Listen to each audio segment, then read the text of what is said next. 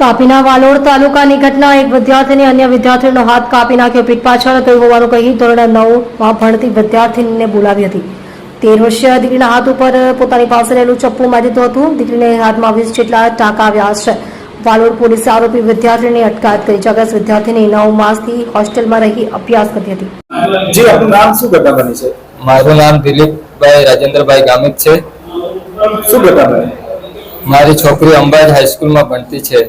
તો સવારે 9:30 વાગે મેડમનો ફોન આવ્યો કે તમારી છોકરીનો હાથ કપાઈ ગયેલો છે. એટલે અમે જવા નીકળ્યા. પછી ત્યાંથી અમે પાછળ રસ્તામાં ફોન આવ્યો કે એને સરકારી હોસ્પિટલમાં વિયારા લાવતા છે. એટલે અમે વિયારા આવ્યા.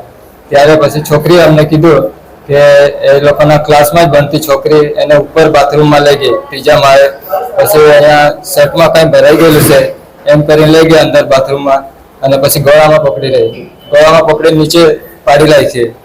પછી એને આ પછાડીથી ચપ્પુ કાઢ્યો અને ચપ્પુથી હાથ કાપી લખેલો છે. આખો નસ ને બધી કપાઈ ગયેલી છે. એ તો પેલી છોકરીને જાણતી જ નહીં. હમણાં કેમ કે અઠવાડિયું થયેલું એટલે પેલી છોકરીને જાણતી બી નહીં હતી મારી છોકરી. તો પણ એમને ખબર નહીં હું ગુસ્સો આવ્યો ને પેલી છોકરીએ તો પોલીસમાં કબૂલ કરી લીધું છે કે મને બહુ ગુસ્સો આવી ગયેલો. એટલે કોઈને પર એમ તેમ કરીને પછી પેલી છોકરીને પકડી લીધી એમ કહેતી છે. હા. આપની દીકરી કેટલામાં ભણે છે? મારી છોકરી 9મા ધોરણમાં ભણતી છે. કઈ હોસ્ટેલમાં છે? ક્યાં છે? અંબાજ હાઈસ્કૂલમાં.